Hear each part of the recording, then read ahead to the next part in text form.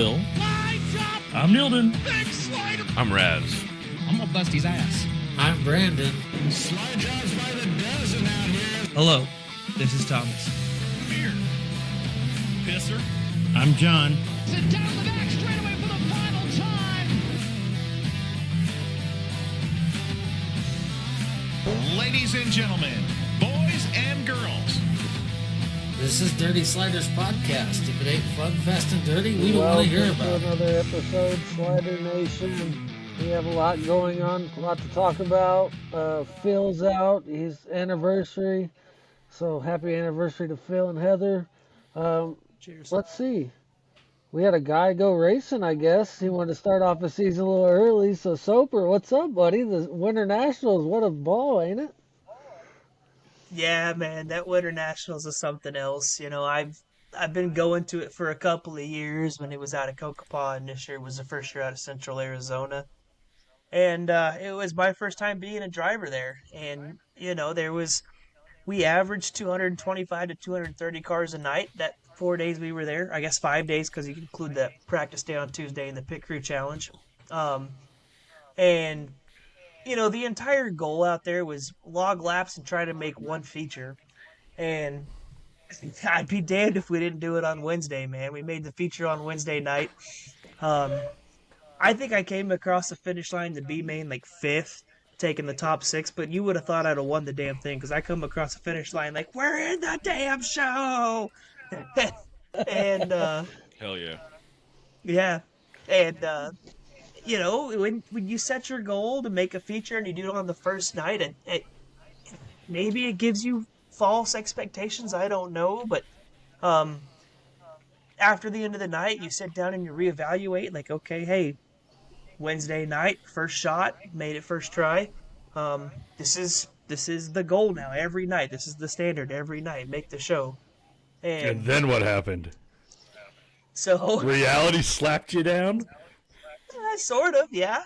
Thursday night, same thing. I was never, really the whole week, I was never really any good on the heat race. I fought a push in the car, and we would make a change, and it would be good for the B, and then, you know, the next day I'd push, and I wouldn't change the car, and I'd have a push again in the heat, and then we'd make a change and be good in the B. So, Thursday, we're in the B, starting 11th. 10th or 11th, and in the first two laps, I'm up 4 or 5 spots, you know, I'm in 7th, battling for 6th, so 2 laps in, I'm like, hey, look, the car's a rocket ship, I send it into the corner, I stab the gas, it shoots off down the straightaway, and I'm passing cars, I'm feeling great.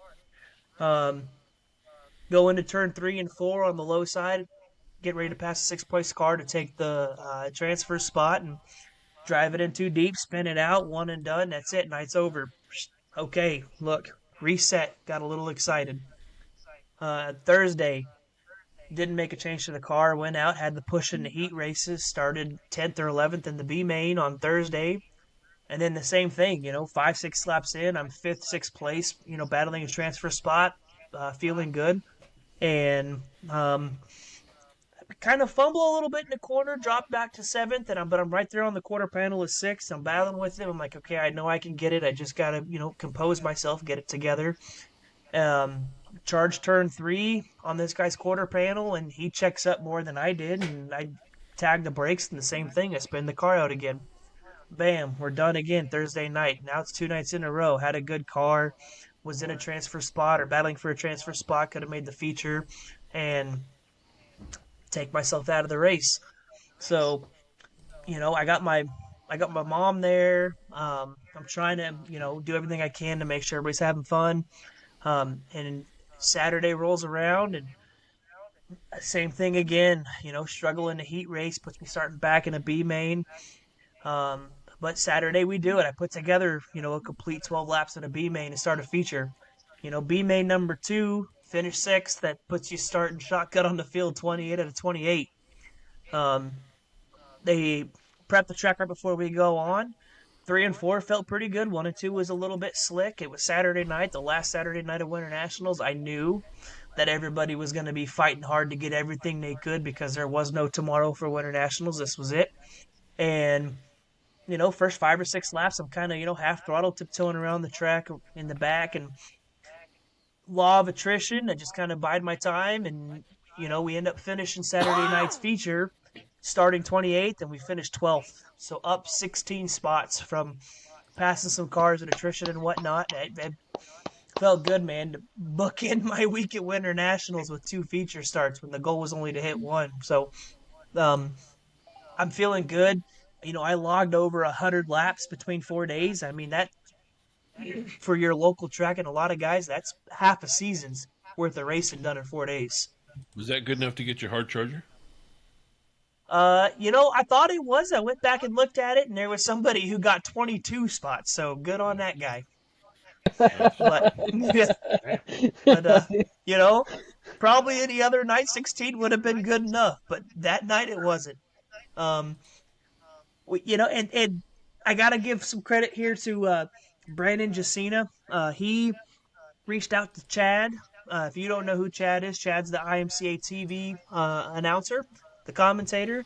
I was asked to go up to the hauler or the booth to go see him. Then I'm a little nervous about what's going on, and the guy asked me a couple questions like, "Hey, heard your Navy, heard you're racing, heard you're doing this, that, and the other," and we had a little 5-minute conversation. Everything was good, and then Saturday's the final day. Old Ben Deathridge walks over to the race car with his camera and his microphone, and he's like, "I want to talk to you." And I'm like, Get this some. guy. Yeah, I you. showed up Yeah, the you second guy. week. Yeah, I showed up the second week and made 1 feature, and you want to talk to me? Yeah, guy. You guy. So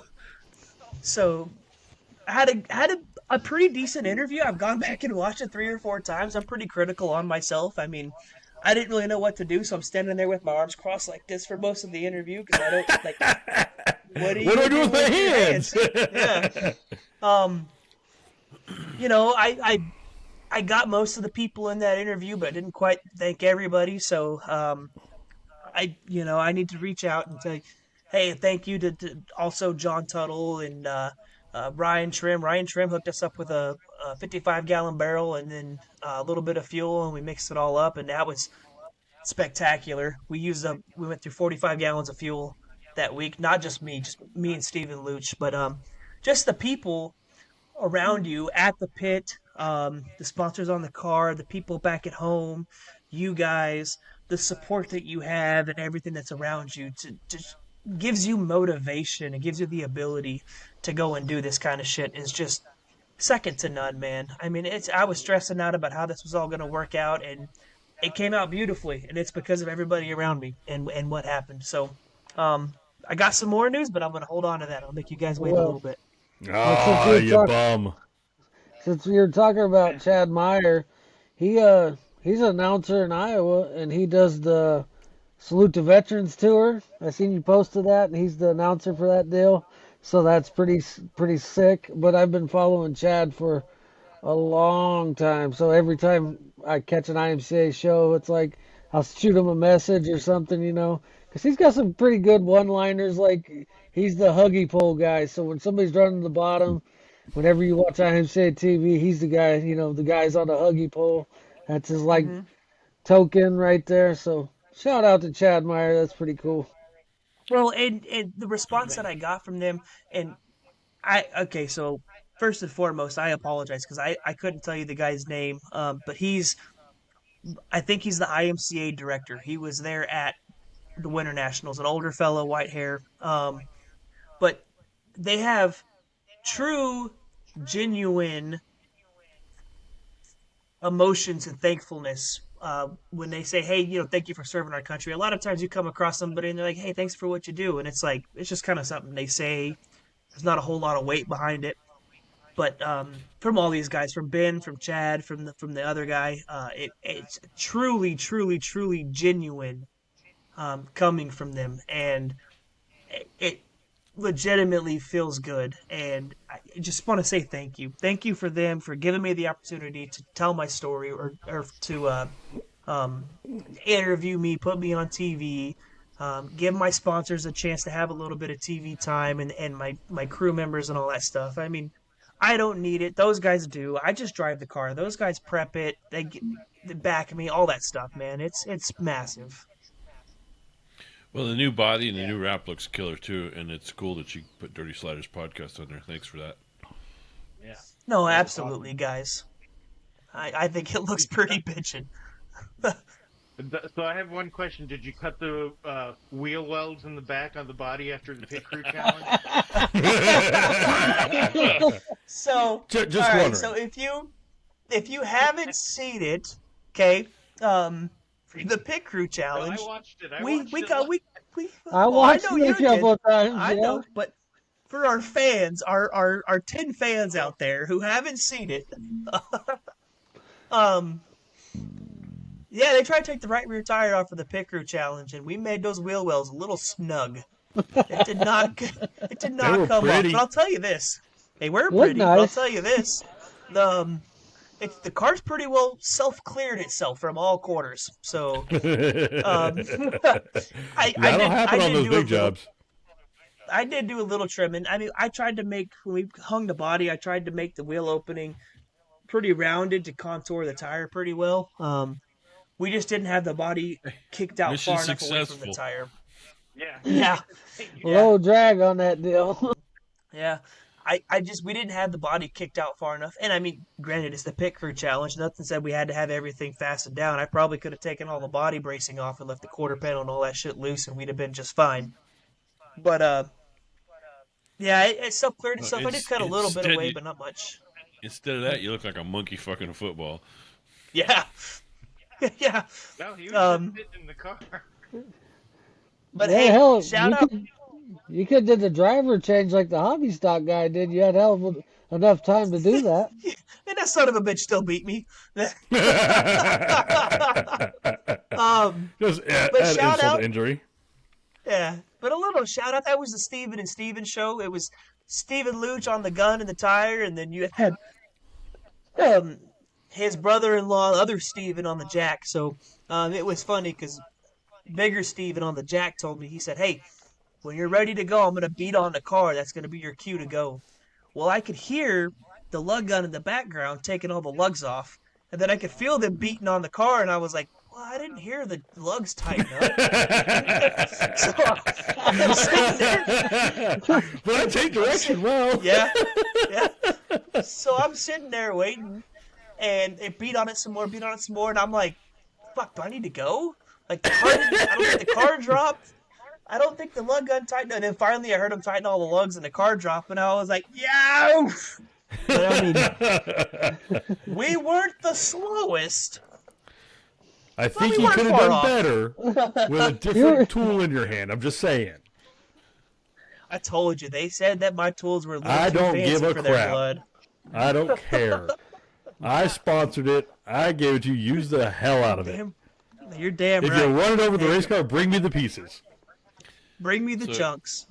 Years ago with the speed truck when I was crewing for Ron Novel, we did a pit crew challenge, and was doing the rear tire, and it was wide 5 hubs, so it's kind of hard to get. Oh yeah, they're funky. Yeah, and I told the jackman, I said, when I hit that 5th lug nut, don't wait on me, drop it. Well, I hit the 5th lug nut, and I had to double hit it because I didn't really hit it good the first time. And he did exactly what I told him to. He dropped the jack, and Ron dumped the clutch, and I was fully engaged, had the gun in there, and that rear tire was going. Both wrists, it spit the gun out. Oh yeah. I never did get that lug nut tight. But did the tire stay on? Tire stayed on, and we actually won that challenge. Well, see, you're better than some of the NASCAR crews. See, your tire stayed on. Oh man, my wrists were so sore. Yeah, you wouldn't do that today though. What the hell? Why not? Because it takes a lot longer to recover. Yeah. Competition's competition. So, Yeah. Razz, you had some pretty cool short videos from some little place in Oklahoma or somewhere over there. Yeah, I did my annual pilgrimage to the Chili Bowl. For your dirt therapy. Yeah. So I'm gonna gonna kind of go into a little in depth to this story. So if it gets a little too long, stop me. How this started out was in 2018. My wife qualified her horse for the World Championships in Oklahoma City, and right before the championships, like a week before, she the transport she had arranged for her horse to go to the World Championships bailed. They fell through, and she was just heartbroken. She was in tears. And I said, hey, we got a dually and a horse trailer. We can make this happen. And she goes, oh, you can't take time off work and this and that. And I said, look, I can do whatever we need to do. Let you qualify for World Championships. Let's go. So we drove literally cross country because her horse was in Connecticut. We were in San Diego.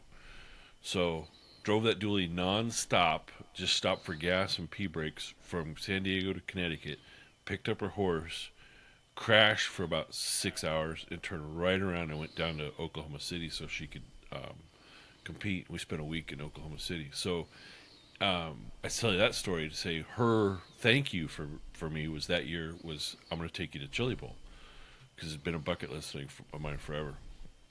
And I knew that the Woodlands had a car and were racing there, so I reached out to them. Now, a little backstory on that is Dick Woodland, the father of the patriarch of the Woodland family, and my dad go back like 45 years. He was a sponsor of my dad's race car. They were good friends until my dad died, and the three sons are pretty close to my age.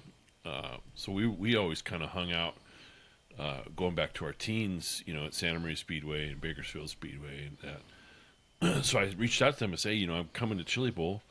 Can I just, use the trailer as kind of a home base just to, throw my stuff and, do my thing. They're like, yeah, come on. So, all six of us, Phil included, if we're hanging around a race car, we're going to help out. So I started doing that. And next thing I know, they're, here's a shirt. You're on the team. So, there I am with the Woodland. And so I've gone every year except for COVID year since. And always helped out with the Woodland team and hung out with them. It's a great time. They're a bunch of great people. They'll bend over backwards for you. And I include Troy Klein and Denise Klein in that too because they're friends with the Woodlands. So we always use their trailer as kind of like a base of operations. And until the day I can't possibly get on an airplane, I'm going to always go to Chili Bowl if I can. It's just an amazing experience. If you ever get the chance to go, don't miss it. It's a week long, starts on Saturday with the load in and ends the following Saturday with the A main, usually around midnight. And this year you had a load in on Saturday with the rollover. Yeah, that actually happened on Sunday, I think. After they loaded in the cars, the guy was pushing off in the parking lot and his throttle hung. And he was heading right towards a high voltage transformer. And he says, and I still wonder why he did this, he says, I popped it out of gear and turned left. And he hit the concrete bollard right in front of the transformer. I don't know why you would pop a hung throttle out of gear. It sounds like a great way to blow up a motor to me. But, hey, snap decisions. I'd rather blow up a motor than go full throttle into it. Yeah, but I mean, there's other. I'd have killed the engine though. That'd have been my idea. Down. Yeah, I mean, hey, he made whatever decision he needed to make, and it was fine. It didn't really hurt the car. It didn't really hurt him. Chili Bowl might be sending him a bill for that concrete bollard. Who knows? Insult to injury. Yeah. But there's a designated push-off area where you go and do that. You'll go out in the parking lot, and they have a guy sitting there with like a Bronco, and he's ready to push people off, on demand. You can go out there pretty much any time and push off your car. Those who don't know, midgets don't have starters. They're push start. And the cool thing, and I wish more tracks would do this, and I wish more racers would do this, everybody who pushed off is required to wear a fire suit and a helmet. And you have to be belted in the car. So that's one reason why that guy didn't get hurt. Well, it goes too crazy too quick.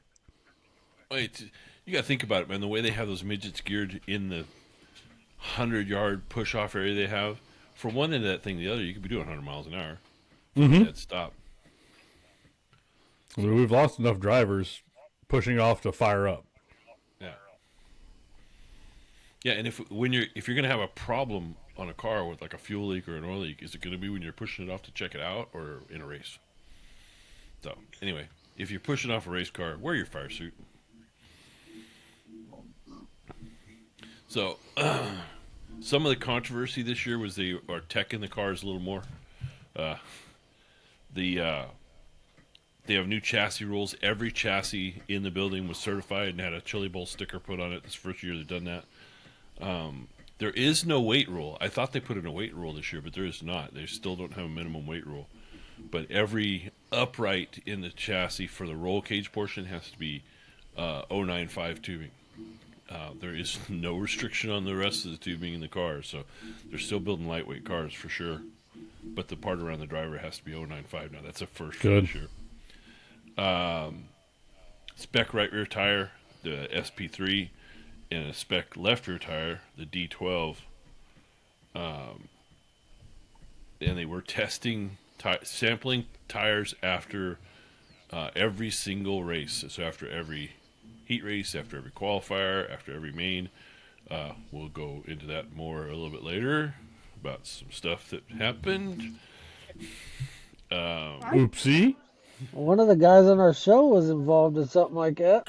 I can either confirm or deny that, but we'll get into that. They added a halo rule this year, so they have a jig that they put on top of the car. So with the driver in the car, belted in, helmet on, they bring this thing down, and if it touches your helmet before it touches the chassis, you have to add a halo. Is that why the comment had an addition on top? Did that not look like a IMCA modified front bumper? It did, but hey, I'm all for it though. We want these drivers to come back year after year, not get their neck broke because they don't fit and the cage is too short. And it's really what? A pound and a half of fucking material? Yeah. But well, yeah, I mean, guys, we got lucky last year, 2 years ago, whatever it was, with Ashton Torgerson and what happened with him. So I mean, yeah. Well, you'll never convince me till the day I die that his belts are tight. Not ever going to happen. There's been all kinds of excuses and say why he came out of that car. But I looked his dad, Danny, right square in the eye and said, "Your kid's belts weren't tight." And he goes, "How do you know?" I said, "Because he came out of the car." It's like that meme that goes around. Well, we built the boats better. Well, how did you know that? Because the fronts don't fall off anymore. It's simple. They're better. The front don't fall off. It's simple. He came out of the car. They weren't tight. Yeah. They test the fuel. They've done that for 6 or 7 years at Chili Bowl because they have to run a custom mix. They can't run a straight methanol. And it's a contract they have with the Expo Center to help improve the air quality. You have to run 10% ethanol. So that's some of the tech stuff that was going on. Full nights every night. If you've never been, each night of racing is a qualifying night, and you kind of get to pick your qualifying night. You'd give them an A and a B choice, so that way you're not conflicting with teammates most of the time. When you're like Keith Coons and bring 16 cars, there's going to be you're going to have competition, some teammate conflicts. But it made for good TV. Yeah, but you still on each qualifying night, it's like 85 cars that go off. So it's a full race night program. Yeah, you run hot laps, heats, qualifiers, C main, B main, A main. So like I said, that's one of the great things about it is it's just nonstop racing for a week. I helped out with a lot of cars because the Jimmy May team, he brought 4 cars. The Kleins had 2 cars, and I help out John Levesque too. So that's a total of 7 cars that at some point or another I was helping out.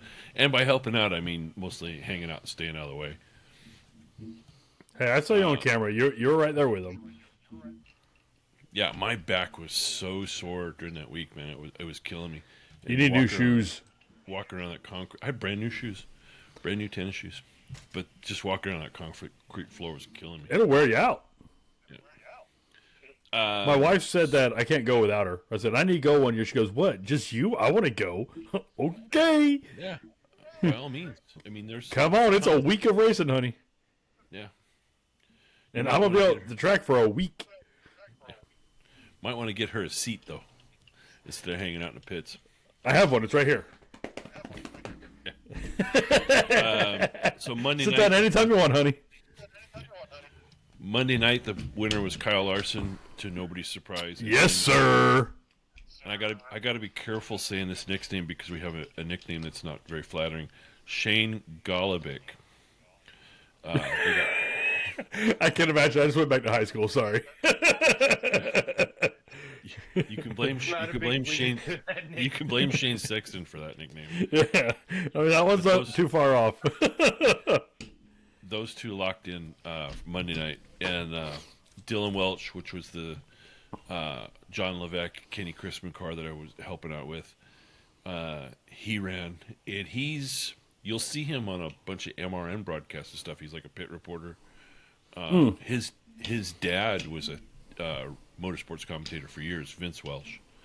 So he ran and had an amazing run in the A. Went 22-10. So that obviously gave him a ton of passing points. Jimmy May had the Ryan Timmons car go Monday night. He didn't run for nothing. Didn't run for shit. Wasn't running well. And then in the A main, they found out when the Piston decided to leave the chat. Mm-hmm. Yeah, kind of tells you what's going on. Yeah, I think we found the problem. Yeah, it's the one over there in turn 3. Yeah, so he was done for the week. I have never seen so many spectacular engine failures at Chili Bowl as they had this week. Just, I always say, if you're going to blow a motor, blow it big. I don't want to, have it just stop running. Well. But no, they were smoke, fire, parts coming out the bottom. And there was one, I was in the pits right outside turn 3 and 4, and I heard the thing let go. Like I said on the chat, our group chat, I said things sound like an A10 Warthog. It just went, brrr. It didn't garf? Oh, man. It came apart in a hurry. Tuesday night, Landon Brooks was the surprise winner. Talented young race car driver, but I don't think anybody had them on their bingo card to win in the race on Tuesday night. But he earned every second of it. The guy just ran away with the thing. And Brennan Crouch ran second. Hunter Schoenberg, Jimmy May's other driver, and with the Woodlands driver last year, he finished 18th in the A. Q3 he went 5-2, so that got him 108 points. And in the heat he went 5-3, and that got him 111 points. So he was in good shape. Did a decent showing. Had himself positioned himself in the D main for Saturday night, which is excellent. Pretty damn good. And then the officials came over to talk to us a little later after they did that tire test. And they said, you guys are no longer allowed to compete in the rest of the events. They came over to Jimmy May and they said, hey, we got the test results back. And Jimmy said, am I pregnant? That's a good answer. That's a good response. So,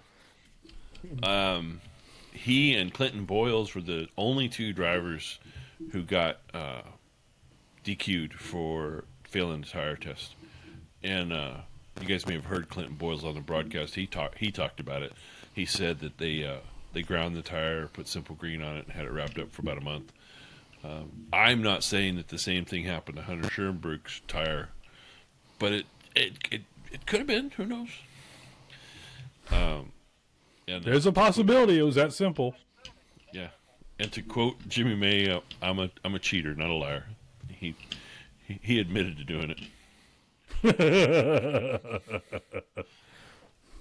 You're not cheating, you're not trying, right? Yeah. So if anybody doesn't know, Simple Green will soften rubber. So that's just something that every racer should know. If you're in a series where they're testing the tires or doing a durometer on the tire, don't use Simple Green. It will mess you up. Or xylene. But yeah, but I'm glad to see them doing the testing. I'm glad to see them making the disqualifications, even though we were the disqualification. It just is what it is. I'm glad to see them doing it at the track and as quickly as they did, and not a month later, like, oh, hey, this person failed the tire test after they've already taken a spot. And it's funny because they send them to the same lab, the Blue Ridge testing laboratories, that World of Outlaws uses, that Lucas Oil 8 Miles use, and those series are getting the results back, like you said, a month or 2 months later. Well, I mean, you were there. Did they have a facility on site, or were they legitimately being shipped out of state? They were getting FedExed out of state. Yeah, FedEx overnight, not FedEx ground. Yeah. Right.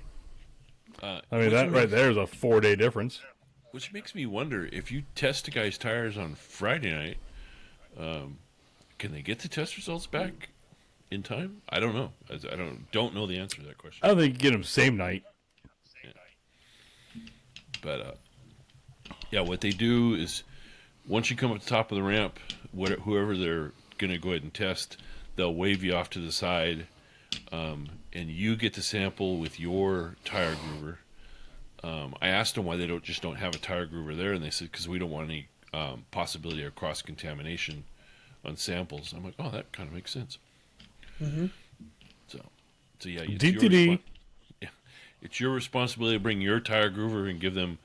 They take 2 or 3 little strips off your tire, and then take that out to testing, and then take a sample of your fuel.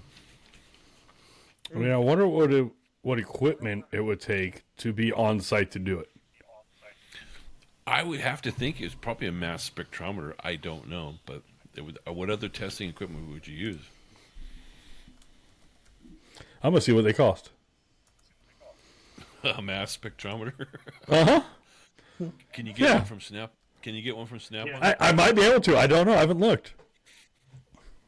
If not, it'll be on Nealden's truck on Monday.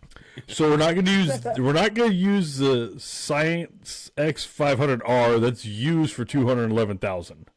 Yeah. Not that one. But there's an HP 8690, a couple of those under 10 grand. Is that thing turbocharged? Oh, it's got hoses and fittings, and I think it's auto feed. As they say, my cousin Vinny. Yeah. There was another incident which I thought was interesting with tires. They actually, I won't say caught a team, but what's the other word? They observed a team actually Found a team prepping their tires in the trailer. They were wet grinding the tire using alcohol. Now, I've never heard of wet grinding a tire. Is that like wet sanding a paint job or something? But they basically walked in the trailer and said they had like 6 right rears there. They said dismount every one of them, take them out of the building, and they're not coming back. They did not DQ the entry though. Well, maybe because they hadn't been on track. They couldn't prove they were on track. I think that was the difference, is they hadn't actually competed in an event. So that kind of went through the pits like wildfire, and that happened prior to our good news that Jimmy May was pregnant.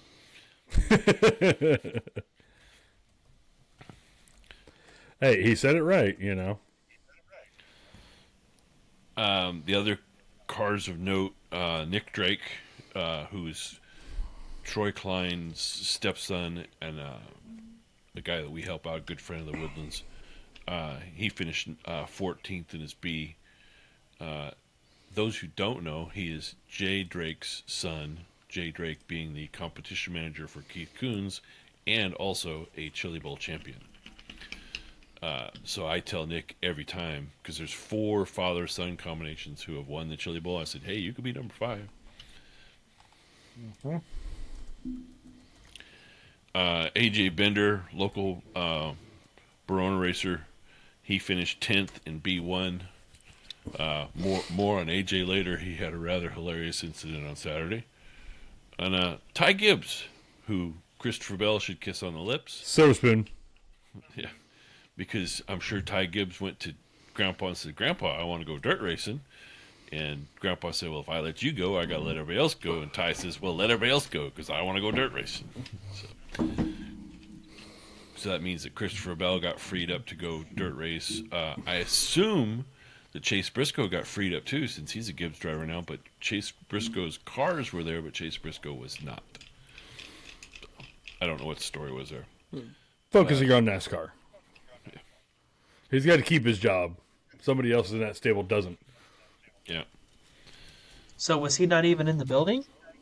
No, I didn't see Chase Briscoe at all. Chase Briscoe and Kevin Briscoe go back with the Woodlands, so they usually hang out near us at some point. Wednesday night was Emerson Axum and Dazin Pursley. They locked in to the A. We didn't have any drivers going that I helped out. Thursday, in an amazing battle, Tanner Thorson, Christopher Bell, and Ryan Bernal in the A went at it, baby.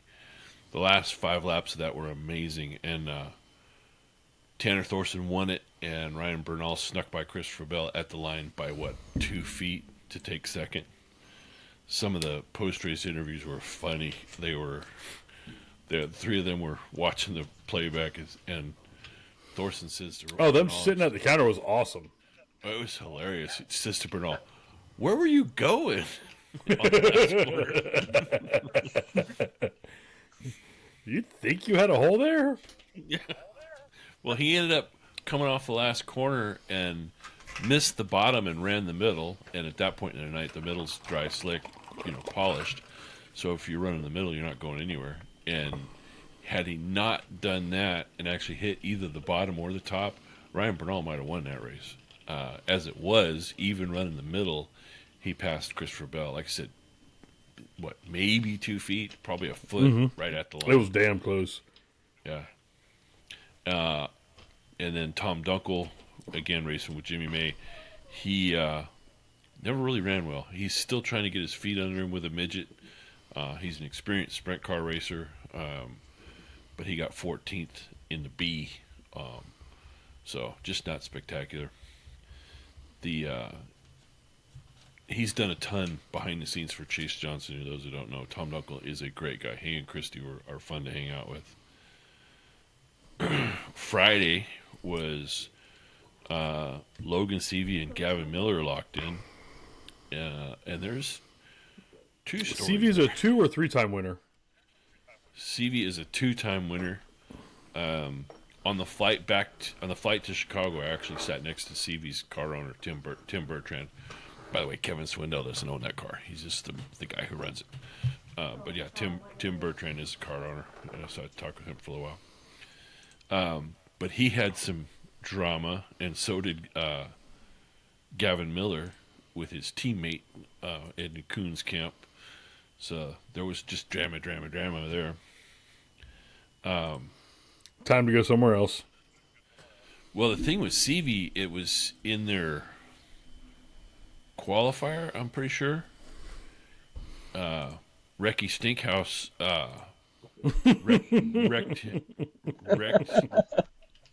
wrecked him after the Sorry, checkers. Slip of the tongue. Yeah. Wrecked him after the checkers going down into 1 and 2, and then flipped his own car because he doesn't know how to wreck somebody, evidently. Well, he learned from his ex. And there was words. Logan Seavey was pretty mad. He's like, hey, if you've got a problem, come punch me in the mouth. Don't wreck my car. And if you watch the replay back, Logan never touched him because Ricky says, "Oh, he ran me into the wall. You never touched the wall. You never touched Logan. Yeah, you got up in the flow. You got past. Yeah, that was your steering wheel that put you there." So I had a little. There's a backstory that I won't go into, but me and Ricky we have a little Chili Bowl history, and I'm not a big fan of his. Couldn't tell. Caleb Montgomery in the Woodland car ran Friday night too. He ran 20th in the feature. Started 19th. He went 5-2 in B1, so that that was kind of what got him in the feature. Saturday started with the P mains, P1 and P2 at 9 o'clock. Oof. You want to talk about some alphabet soup, baby? Good God. Who made it the furthest to the alphabet soup? Actually, I think it was Santino Ferrucci. He had a nice little run in the alphabet soup with a car shaped like a banana. Because he got up and wrecked that nose. Yeah, he wrecked it his qualifying night, and they straightened it out some, but when he rolled out for Saturday, it still looked like a banana. It's like, okay, I guess it's good. Send it. It's better to turn left when it bent to the left, right? It was bent. It was bent nose left. Yeah, bent nose is bent to the left. I guess all you really got to do is just move the axle over. I don't know. I don't know, Tim. Yeah, I'm not smart enough to know that, but I know Flea Ruzick was over there working on the thing, getting it fixed. Which there's a funny story. I was wearing a Rip Jetson Welding and Repair, which is a shirt that Flea had a couple years ago, and I was pressure washing the house here, and I got some bleach on it, so it kind of bleached out a couple spots, and Flea saw it, and he goes, "Man, you're hard on my equipment." One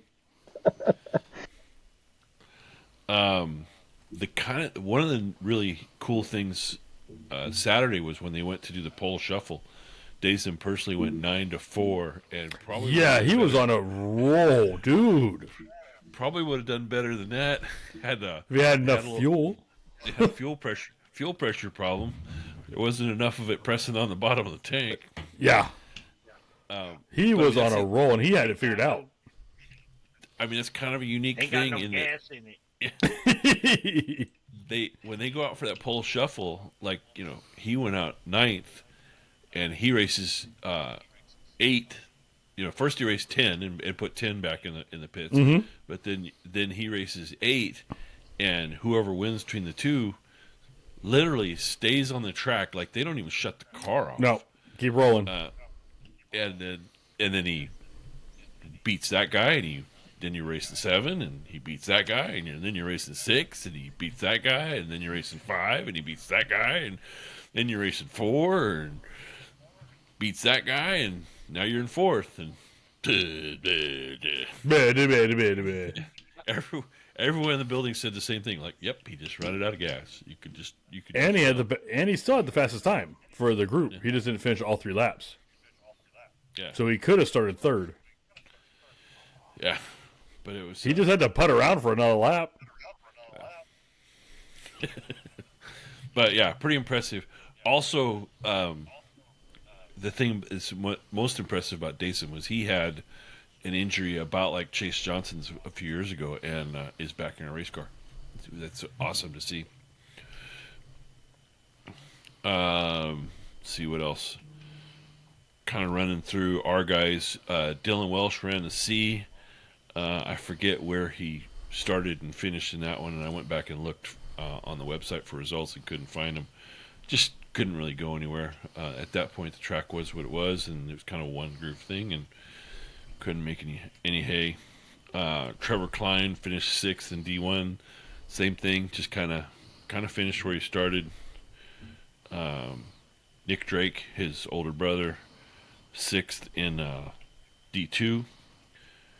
Caleb Montgomery, the Woodland driver, he finished 14th in the D2.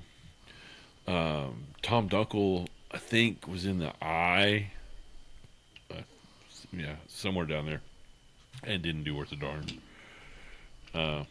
Obviously, Ryan Timmons didn't run because the piston had not reinstalled itself in the engine, and Hunter Schoenberg, he was hanging out. We talked to him. Kyle Busch kind of made a little mini run. He did better than I expected. I will give him that. It was weird. I was kind of rooting for him a little bit. Yeah, he started in the F and advanced to the E and did okay. The thing is he's not a buddy of mine or anything, but if I had a chance to talk to him, I'd say, hey man, you're missing out on the Chili Bowl experience, because he showed up on the day he raced, hung out in his trailer, came out of his trailer, got in the car, went and raced, went back in his trailer, and left. He acted like a hotshot NASCAR driver, which is why I don't like him in NASCAR. Yeah.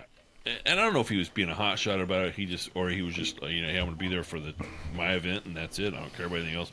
But you miss out on so much, because on the nights you're not racing, if you're hanging out, it's a party.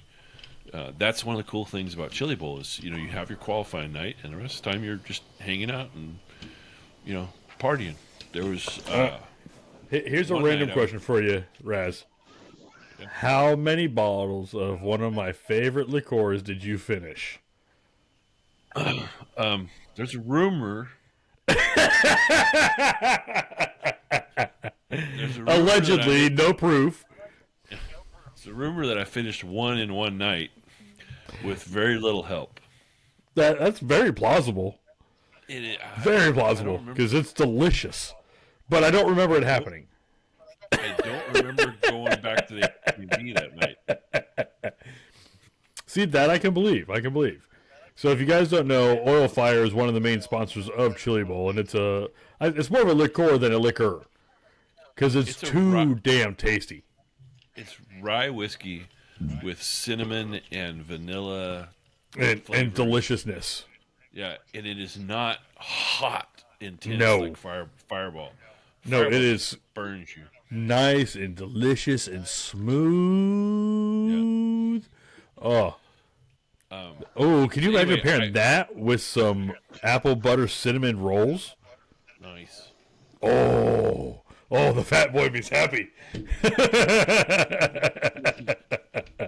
All right, going on. What about the one Ricky Thornton Jr.? Ricky did really RTJ. Well. Yeah, he's what? This is what his third year running a midget at Chili Bowl. He's impressive. The late model guy that did not impress me was Nick Hoffman, because he drove like a clown, I thought. I just happened to see Ricky was on a plane to go down to Florida for speed weeks down there. It got rained out, and he jumped back on a plane to go get his B main run, and then he finished one out of a transfer. Yeah. No, he's a force to be reckoned with in a midget. I give him his props. He's pretty impressive. And he's running for a good guy, Andy Reinbold, with the AME electrical team. We've pitted next to those guys for quite a few years. We pitted next to him the year that Tanner Thorson won for driving for him. And let me tell you what, they won the Chili Bowl, and it was Andy Reinbold's birthday, and I have never seen that man so drunk in my life. It kind of happens when you're just hanging out with buddies. I told my wife on Saturday, because she wasn't feeling well, she stayed at the Airbnb. I said, hey, if we win this whole thing, just get on a flight without me. Yeah, because I'm going to be here for a minute. But Ty Gibbs didn't do all that well. He finished in an F. Kyle Busch started in an F and finished in an E. The funny AJ Bender story was they had a incident on track. I don't know in which feature it was in, but the driver he got into it with, the two cars were side by side next to each other, and evidently AJ was yelling at the guy trying to get his attention, and the guy wouldn't turn to look at him. So AJ stood straight up out of the top of the cage, took his steering wheel, and bonked the guy on top of it. Hey, dum-dum. I didn't get a chance to see AJ after that because I wanted to go tell him he was a legend. Right. That's one of the funnier things I've heard happen there. That led to some other funny stuff, but I guess we'll leave that alone. What? That incident led to some funnier business on social media, maybe. I'm not going there, man. Bowl? Yeah, I'm not going there. Let that guy can stew in his own juices. My revenge was I was at the Chili Bowl having a blast. Team has left the buildings. I don't know if it was Friday night or early Saturday, and did not compete in his D feature, and he had a really good reason. I'd say it was very worthwhile myself.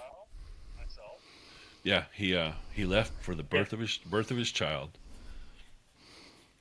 And of course, there's some people, I ain't leaving. That'll happen without me. I don't care. Well, you're a jackass if you do. Yeah, so that's his third daughter because he's got two daughters by a previous relationship.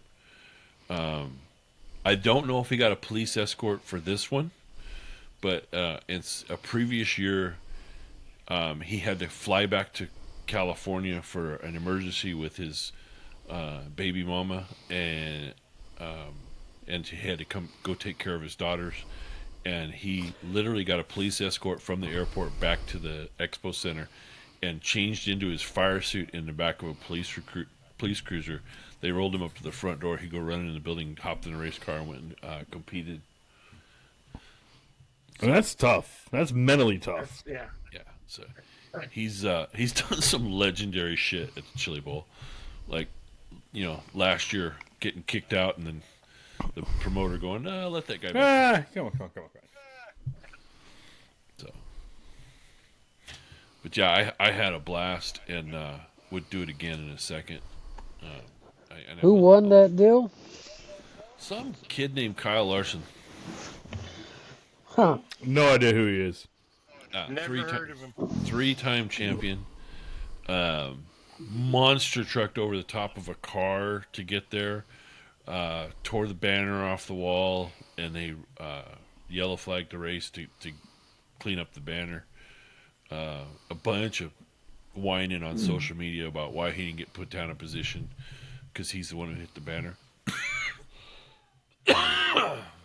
Well, watching the broadcast, it sounds like that banner was already coming off the wall before he hit it. I mean, he probably finished it off, but it was already on its way down.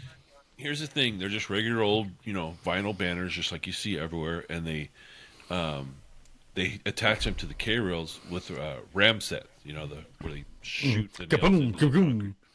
Yeah, and if you get up on that top groove, they're going to eventually come off because everybody hits them with a tire. And on Saturday night, it came off. I've seen them get caught in cars where, the car's streaming 40 feet of banner behind them on the track. Yeah. And then you can't pitch it in for crap. Yeah. But, Larson deserved it. He had the advantage. He started on the pole. But, he earned the pole.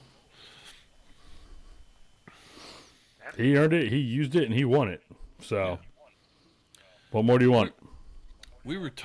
I was actually talking to some guy, and I don't think he knows much about racing. Some guy named Nelson Stewart. He doesn't have a clue. Never heard of the guy. Kid, right? Yeah, 91 years old, still racing, by the way. Anyway, we were talking about Kyle Larson is essentially this generation's Tony Stewart. If you don't know, Nelson Stewart is Tony's dad. And then Tony was that generation's AJ Foyt / Mario Andretti. And I really think that, Kyle is that guy, and it's a controversial opinion. I think he's the best that's ever been. Better than Tony, better than AJ, better than Mario. Just the most talented guy I've ever seen or heard of in a race car. And fight me on it if you disagree. Yeah. I'll fight you over a bottle of oil fire. By the way, I purchased 2 bottles of oil fire. And Slacker. Allegedly consumed both of them, but I had a lot of help on the second one. You're a slacker if you only got 2. Yeah. You're supposed to ship me 4. Yeah. We were having then that same funny conversation with Nelson Stewart. He's talking about going drag racing. Well, Tony, I guess Tony's looking at doing it again because his wife wants to have another kid. So he's like, so I get to have a kid or I get to drive a top fuel race car again. Win-win. Yeah. And never mind, his wife's hot, so he has to do that horrible part too. Oh, darn. Oh, that would suck. I mean, that's the worst part of the whole thing. I mean, the actions. I asked Nelson if he was going to drive top fuel, and he goes, I'm not the steward with money. I said, Yeah. that's Leah, right? That's Leah, right?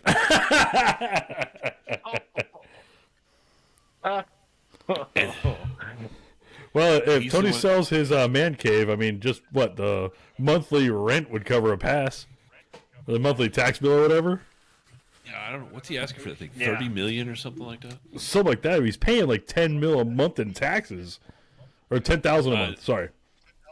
5,000 Yeah. according to Nelson. $5,000 a month Fuck. in property tax. I'll just take his property tax. I don't need to go to work anymore. He said Ryan Newman is the one who named it the Bass Pro Shop. I mean, he's not far off. I mean, no Nick Newman could name what he wants, so I can't knock his block off. So yeah, I just had a blast. It was an amazing time. I need you fuckers to come with me next year. Hey, if Well, if business you ain't does racing like it during did this week, Winternationals, You know, we could probably talk him into letting us do a podcast right there from the stage in the pits if we talk nice enough.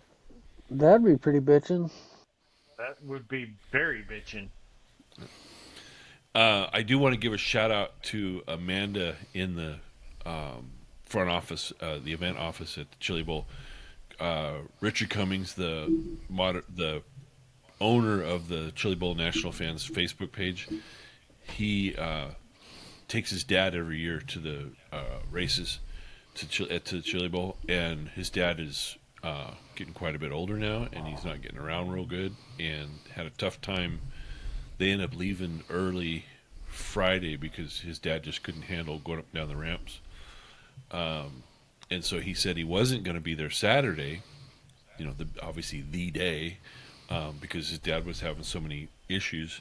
And Richard's wife reached out to me and asked if I could do anything. So I said, well, get a wheelchair to put his dad in, and I'll take care of everything else. And so I basically begged, borrowed, and stole and did everything I could.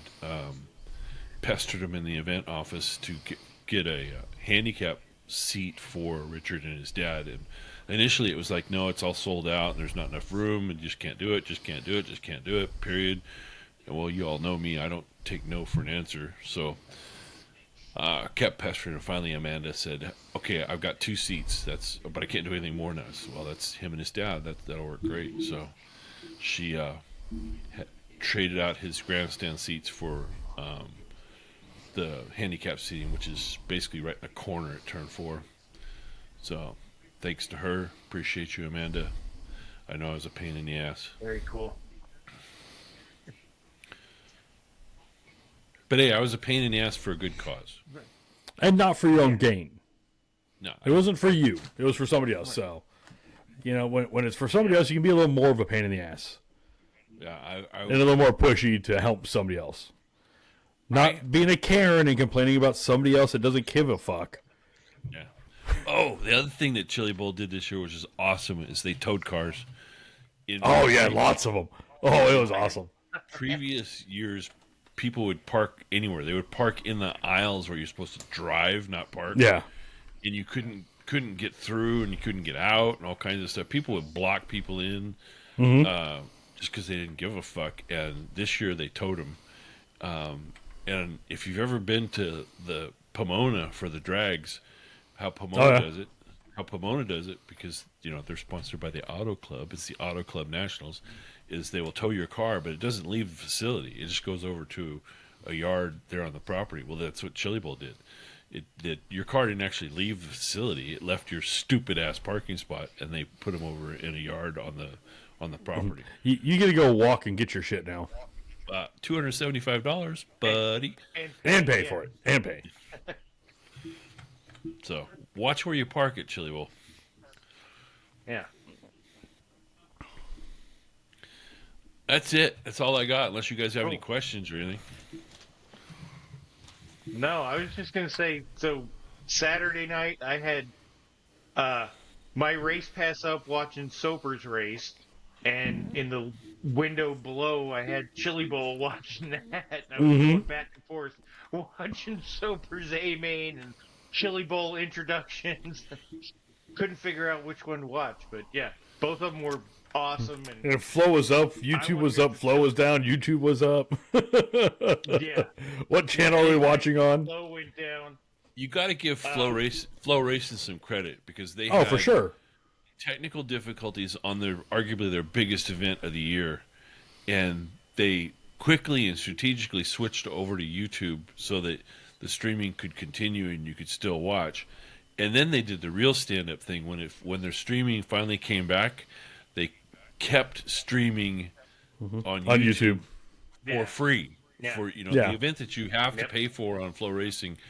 They just said, well, we're just going to keep it going on YouTube, so you didn't have to have a Flow subscription. You could just watch it on YouTube. So I think that's pretty stand-up, and to me that's a customer service oriented action, and they deserve some credit for that. Oh, for sure. I mean, that'll get me to pay for this year. I mean, I use somebody else's for Chili Bowl, but I'll buy it myself this time. No, Really? I think Whose subscription did you use, Neil? Then? Oh, I don't know. I mean, they were there in person, so they didn't really need their stream. So I might have used their stream, because Flow's good, and you can only use it one spot at a time, one device. They had live action. They didn't need the streamer. No, I'm happy that you got to use it while I wasn't using it, and I'm Yeah. also glad that You didn't pay for it. I have a patron that helps me pay for it. That doesn't even know it. I mean, don't get me wrong. I'm not pirating Flow Racing or anything, but No. It is your subscription has been paid. It just didn't come from your card. didn't come out of my bank account. Correct. It was your card at one time. Yeah. So, anyway. You had a card in your name. Let's not say too much, or maybe you won't pay for it next year. right. We'll find out about Chili Bowl next year. No. So what I liked watching was I was more fascinated by the ramp cam and just watching that dance between the cars coming off and the Four wheels going down, and oh yeah, on the track, and you got to watch yourself, man. You could get injured on that ramp if you're not watching what's going on. And for those that don't know, the Chili Bowl will sell a pit pass forever. They will never run out of pit passes, so they will continue to sell. Anybody who walks up to that gate, they'll sell them a pit pass, and they can go in the pits. And if you can go in the pits, you can walk all the way down to the bottom of that ramp. What they did Saturday, which I really appreciated, and so did a bunch of other guys that were there with cars, was they ran everybody out, and they said, when they got us up to the top of the ramp, okay, which car are you with? Okay, you're over there with that one. Okay, you can go down. And they stopped just the regular spectators from going down the bottom of the ramp, because that's a work area. If you have a problem with the car, that's why you're there. If you need to change a tire or rebuild the entire front end, like Keith Coons did for a couple. By the way, that took like twice as long as it should have to replace the whole front axle and everything. They're fortunate that fence repair coincidentally happened to take the same amount of time. There was some pushing and shoving when you're trying to get through with tires for your car from other people that didn't think you should get back on the track. More than once, I saw, just throw it, and the guy at the top of the ramp would throw the tire down the ramp and just let it roll down. You can throw it faster than you can run. Yeah, just chuck it. One dude, because you only get a minute. Yeah, you get a minute time unless you're not involved in the caution. If you're not involved in the caution, you don't get any time. None. So if you happen to pull over there, you're screwed. But one of the tires that they threw down there, guy about 5'5" tried to catch it and got smoked. Laying on the ground holding it. Oh, that'd be great. That'd be great You, to my see. friend, are not big enough. Your eyes were bigger than your arms, sir. But I'll give him credit. He squared up right in front of it and wrapped his arms around it. Hey, he took it. He took it for the team. Yeah, he needed a little more lead in his pencil. He probably got some that night at some oil fire to help him out with that. And then our buddy Roger Harper, who retired to Arkansas, he showed up and hung out with me Friday and Saturday. Had a great time seeing him.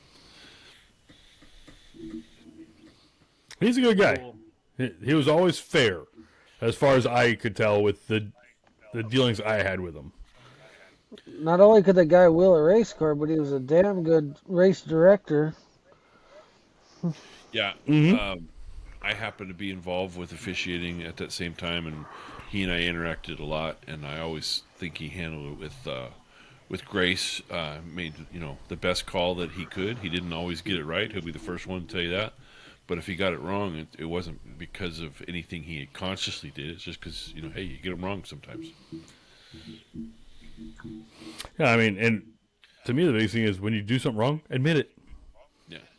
Hey, I missed the call. I messed up. Whatever. Yeah. So, Thomas, you teased it. What's your big announcement? Well, I mean, all of this it ultimately all stems from Brandon Jacina here. So I mentioned earlier about, Chad and the TV interview and all that. But it expanded past that. So on Monday, I get back to the house. Sunday afternoon, Monday, I'm sitting there cleaning the race car. I get a message on Facebook and a friend request from Ben Dethridge, which, as you remember earlier, was the guy who interviewed me on IMCA TV on Saturday. IMCA, the entire organization, IMCA, wanted IMCA. to do... No, sir. Wanted to do an entire report, an article on me and my background and the Navy and how I got into racing and everything. And I had a 30, 45-minute long phone call with Ben Dethridge on Monday night.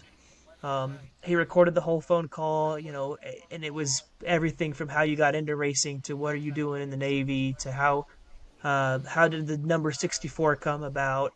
What are your goals and plans for the future? Did he ask about microwave? No, he doesn't Oh, have we a have microwave. failed. We've failed.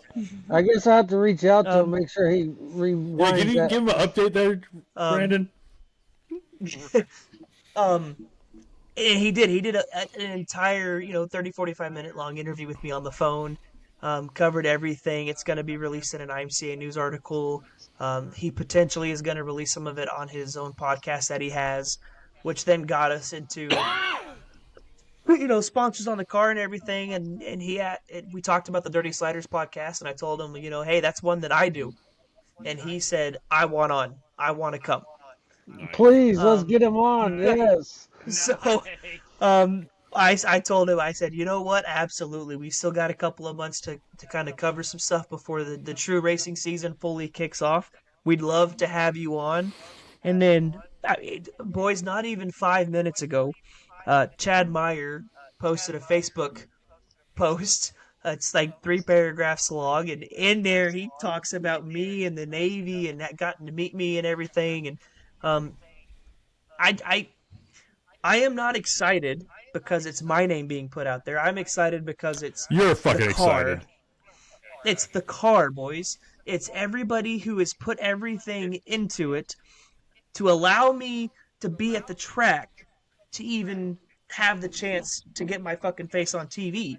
And that allows all of them to be recognized. That gives me the chance to express my gratitude and thanks to everybody whose name is either on the car, their company is on the car, or if they're not on the car. We all here have a mutual friend, Steve Elder, who drove overnight through the day past Razz at the Chili Bowl from Arkansas. Through the snow, through the rain, through the sleet, through the hail, through the wet lizards. Saw the Chili Bowl, seen Razz standing inside the expo and said hi, bye, and parked his truck and trailer at the racetrack at 2 o'clock in the morning on Saturday just so he could wake up 2 hours later to go to breakfast and go racing with me at Central Arizona. Like, Nice. Those kind of people don't come around very often. And I am fortunate enough to be surrounded by those kind of individuals. And that includes all of you here on this screen with me and the ones that you don't see. we'll see what comes of this. I'm just thrilled and excited that somebody seems to find my story exciting and entertaining, and I'm eternally grateful. We should pitch looking for support to get you back to salute the veterans because they did that for Pappy Leonard and they pretty much foot his whole bill to get him back there. So there might be some options on the table. Yeah. Hey man, I will go shoe a car anywhere, whether I'm fast or not doesn't matter. I just want to get behind a wheel and go turn some laps at a track I've never seen. It's well earned and well deserved, Thomas. They finished that deal at one Boone Speedway. They do. Yeah. I I agree with Razz. It is well deserved and well earned, and like Thomas says, it's not about Thomas or heck Brandon, me, whoever gets in the car and drives it. That's the fun part. It's the people around you that you get to recognize and say, hey, they get greasy, they get the tires off when I'm in the hot pits, they do the hard stuff. I get to go out and have fun. So that's awesome, Thomas. I'm No, proud of you. I'm glad for that, man. absolutely. I mean, it's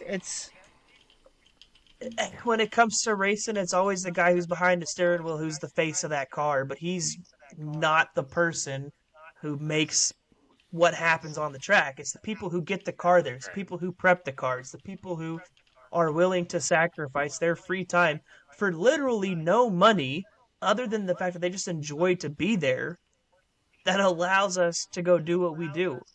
And the fact that I'm surrounded by those people and there's other individuals who find it um, that find Entertaining. value in that, entertaining and find value in it, is just blows my mind. And I am more than happy, more than ecstatic, more than happy, whatever you want to say. And just thank you guys. And none of this would have come about if Brandon hadn't reached out to Chad in the first place. So, Brandon, thank you. Hey, Well, it we're doesn't all a hurt that you're a team here. decent bloke. Yeah, yeah. Thanks, I mean, buddy. like you said, we're all a team, and we're not looking for individual, Accolades. trophies. Yeah, accolades. We're here to. We're all a team. We're here to support each other, and whatever we can do to help each other succeed is what we're doing. So I took that opportunity that I had to reach out simply because I know, like, you are a great dude, Thomas, and so you deserve to get recognition. I mean, come on, man. You're one of the guys that helps us out. Shit, you went on deployment. Let me take your pure stock to El Centro. You know what I'm saying? So it's like Yep. we're all here to help each other. So that's pretty awesome that they took their time to do all that. Absolutely. All right. Well, as we bring this one to a close, Almost, Right. almost. I got to do international first. what's that? We got some Americans all over in Dakar that did really well this year. Sarah Price had like 3 stage wins. Let me see. And the side-by-sides. And then Brock Hager and a Razor won it for all of them for USA. Let's go. USA's coming back to the top in 2025. We had Ricky Braybeck and Skylar Howe do 5th and 6th in the bikes, which is always a monster of a class. We had the local here to San Diego. Seth Quintero finished 9th and basically the top tier class. Had Mitch Guthrie Jr., his first time, as far as I know, in a rally raid, finished 5th. So America's coming back. We're going to take over the international sports this year. We're coming back to F1. We're kicking ass in rally. We're going to take over, show them that, we're not just some good old boys over here. We got some real talent. That's good. Put Larson in a F1. Let's go. So, Tipped him. Brandon, tell us about our guest that's going to be on next week that you helped facilitate. So the guest next week does a lot of IMCA racing. Well, she did. She's a female, and she did a lot of IMCA modified racing around when I was growing up, and now she's more down to the New Mexico region. Thomas Soper likes to say, Vado, damn it. It is Vaughn So she's going to be a super cool guest on next week. We're not going to talk about it a lot, but you can kind of get the idea of who it may be. Well, I mean, obviously we have an idea, but you listening or watching, if you have an idea, put it in the comments. Who do you think it might be? Right. We need more interaction from you fans, all 10 of you. I need 8 comments this week. Yeah, and obviously all of us are our thoughts and well wishes go out to everybody who's affected by the fires out there in California. I'm obviously from California, born and raised, but sitting here in Kentucky, it just looks like a hellscape out there. We all know someone or more than one someone who's been affected, so hopefully everybody can get through it and get their at least their homes rebuilt. People have lost stuff they're never going to see again, but anyway. We need rain. Yeah. And then lastly, I want to wish a happy anniversary to Phil and Heather. 25 years? Did I read that right? 20 plus. We'll go 20 plus. If you go past that, we'll start dating Heather. You don't do that. So anyway, I hope they had a great night. They were going out for dinner and drinks tonight. That's why Phil's not here. I think that's about it. Anybody else got any last minute stuff? What you got, Thomas? What you got? Yep. Can I? We're called the Dirty Sliders, and we started this thing off with posting Dirty Sliders every time we could. And, I mean, outside of just naming Chili Bowl for Dirty Slider, because, I mean, it is what it is. I nominate Recky Stinkhouse. That's fair enough. Well, can you call it a Dirty Slider when it comes from the back? I have one. It's a couple weeks old, but we've had issues with the podcast. Okay. Getting it's okay. videos posted. My fault. That's why That's why I'm tech issues. Yeah. But and then last week I couldn't post it because I was in the truck driving and I didn't want to do too much fumbling with the phone at the time. So without further ado, here is Bring it. Mine. I'm gonna make sure it plays. Okay, we're good there. Now let me get this share button going. Share. Don't become tech issues. Screen. Save. Leave the microwave porno alone. Sure. Okay, boys. Do you got it? Maybe. I see an upside down car. That looks like a Sando. Slider. All right, here we go. Then get the car uprighted, and we'll see if we can find out what happened to Jake Tim. I understand we do have an FK Rod-Ins instant replay, so we'll take a look and see what happened to bring us under this red flag. 2 different looks, Ben, to see what happened to the 49 of Jake Tim.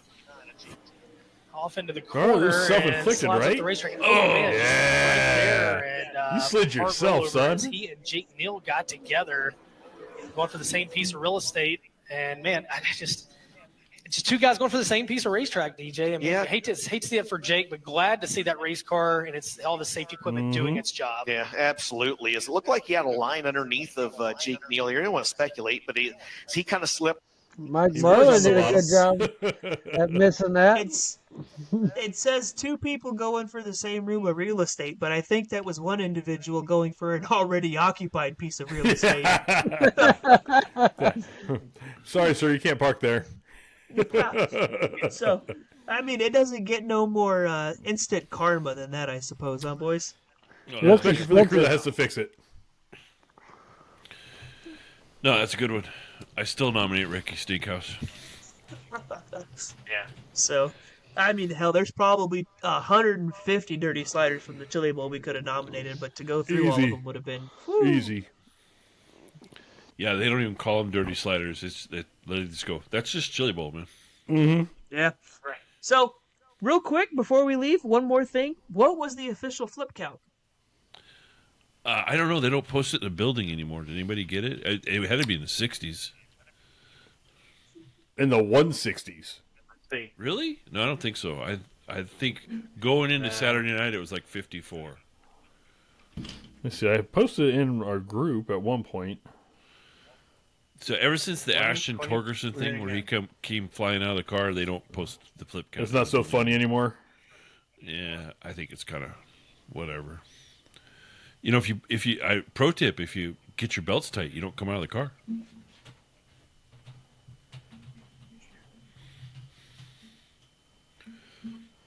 I'm almost there. I'm in the ballpark. Let's see. Looks like 29. No. That's what I got. I think they had 20. I think they had 29 on Saturday. Oh, maybe it was just Saturday. On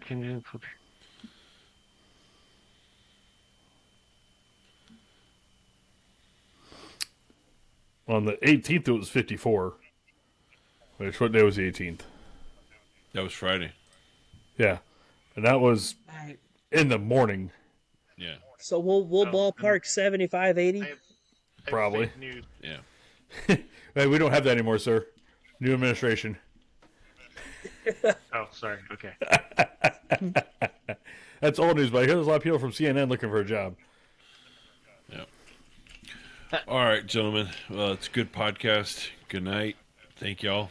Yeah. Been a pleasure. We'll talk to you later, boys. Check out all the socials, ring the bell, subscribe, all that comment, whole business. Yeah. Comment. Like us, hate us, don't care. Yeah, if you're a Recky Steakhouse fan, come at me. If you think you'd be